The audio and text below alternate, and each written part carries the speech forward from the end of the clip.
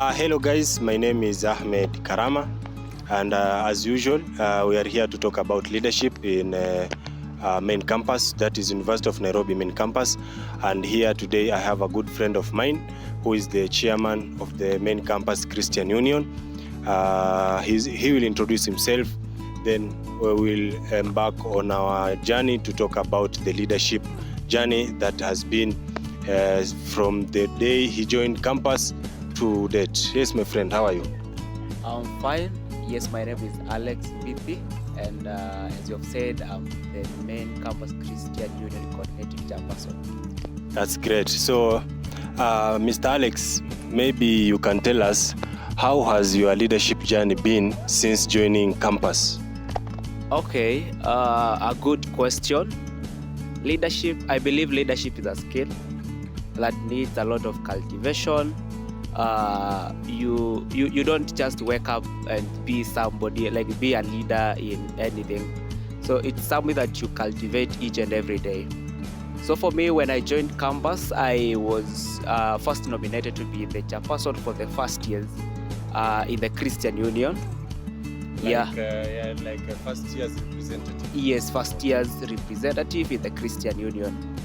Then from there we have been having small groups where you just find yourself they need somebody to represent them, or they need somebody to just organize them. Then you are there, just boom, Alex, can you do this? Alex, can you just lead us through this? And also it happened early last year when I was in my 1.2. I was also nominated to serve as in charge of logistics in orientation team to orient now the current first years. So I think through that, and also 2022 around September, I was also nominated to serve as member one in the missions committee. So through those dockets, I have been able to grow. I've been able to cultivate my leadership skills, and currently now I'm the chairperson of the main umbrella, that is the Christian Union. They say experience is the best teacher. So from the way you've explained how you climbed the ladders to where you are, I can say you have that experience to be the chairman. So maybe the question is, how in maybe Christian Union campus, how do you choose the chairperson? Is it that maybe you see the capability of a person, then you appoint him, and maybe from the experience he or she has served, or you do elections, or how do you choose your the leaders in Christian Union? Okay, thank you so much for that question. As I've said, leadership is a skill. So what is usually done in our main campus Christian Union, we have a structure of 109 leaders. So what is usually done, we have a body called nomination college. The nomination college sits down and prays, and also provide a space where the whole church will do nominations. They do nominations about for the leaders. They usually have 4 slots. One of the slot is for the chairperson. The other slot is for the secretary. The other slot is for the treasurer, and the other slot is for a member. Now, from those leaders who have been nominated, they go and sit down. They analyze one by one. For the first time, they look at the chairperson, because the chairperson is everything. So they look, they get the members who have been nominated to be the chairperson. Then they sit down, they analyze each and every aspect. This person, when we look at leadership skills that he have, when you look at interaction with students, interaction with both genders, male and female, how is he? Is he suitable for this position? like those dimensions, and also the spiritual growth. They also look at such. So they sit down, they come up with the chairperson. They analyze one by one until they come up with the chairperson. Then from there now they will be able to come up with the other leaders. For they deal with the executive committee first. The executive committee includes 15 members. Then from there they get the other 94 members to fill up the 109 leaders. Okay, you've mentioned that you have like 109 leaders that you are the chair. So this is quite a big number. So leading or chairing such a big number requires maybe special tactics, if I can say. Yeah. So as the chair, how do you manage such a big number? Okay, here now comes the skill of delegation. Now, I've said that we have an executive committee of 15 members. So what I do, I deal with these 15 members from the executive committee. Then from there, I delegate. The 15 members now, they have their subcommittee. So you find, for example, if it's discipleship committee has another seven members. So the coordinator for discipleship is part of the executive committee. So he is the one who is I'm going to delegate the job to her or him.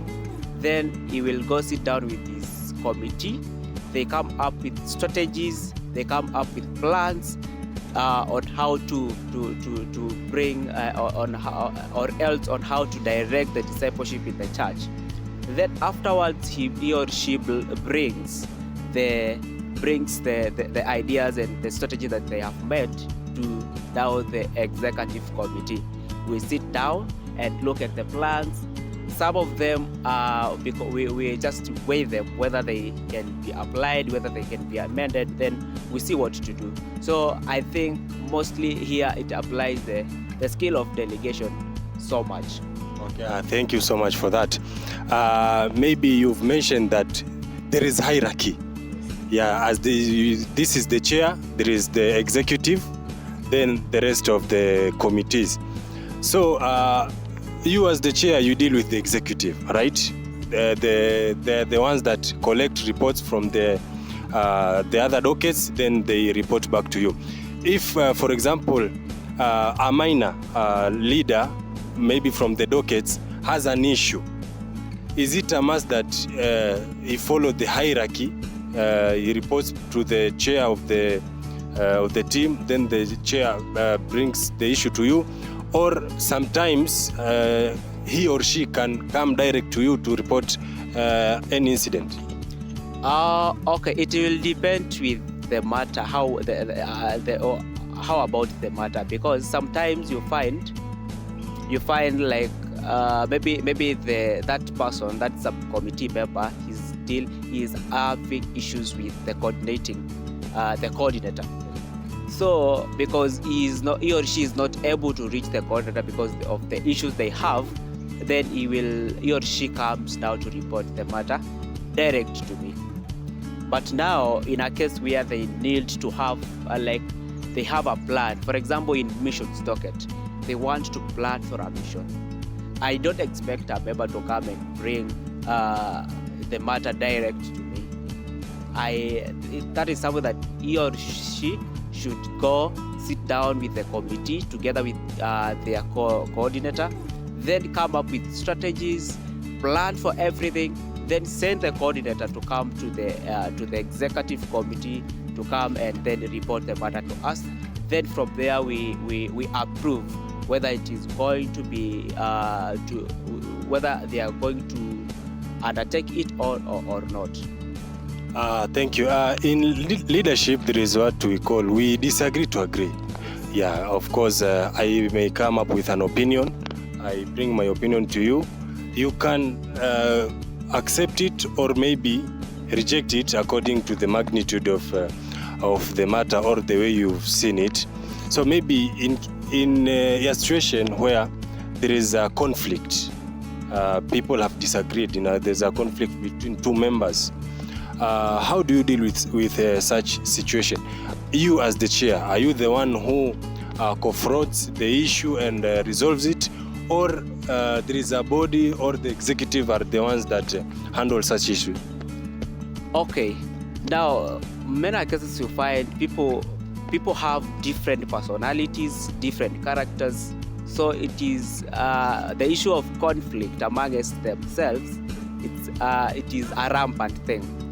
So what happens in case of such, maybe in my executive committee, we look at a way that we can just bring them. We may bring them in harmony. We may harmonize the two. We look at, and there at this point now I become very neutral to them. It doesn't matter this is my friend or this is not my friend. Now there you are very neutral. You listen from this part. You also listen from this part. Whether and get to weigh the matters and look at who maybe is in the wrong direction or who has wronged the other. Then from there we get to maybe we be able to come into consensus and agree that you have wronged this person, then we need to you are supposed to apologize to him or her. In other cases you find that some of them they can't listen by the way. So that is where now we have an advisory board. So maybe we can refer them to the advisory board, and also the chaplain. We can also refer them to the chaplain when the matters are extreme. Yes, but most of the times you are able to manage them in the ground floor.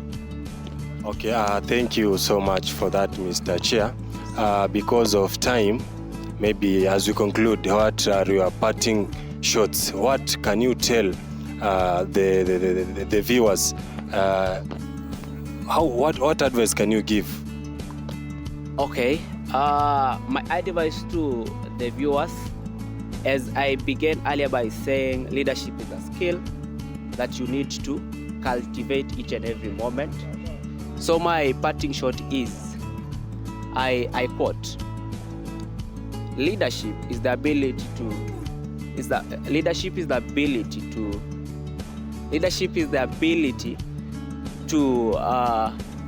make a vision into a reality. Like leadership is the ability to make a vision into a reality. So you have a vision. We are students, right? You have a vision maybe to be through with your academics in the next 4 years, 3 years, 2 years, 1 year, or even 1 month, like in the case of yours. So you have that vision.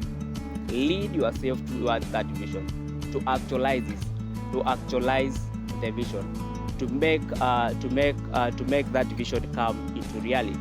If you want to become a professor, you know the steps that you'll follow.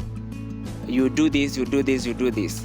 So it's you now to lead yourself in that path and be able to actualize your vision. It's a vision, but how are you going to make it into a reality?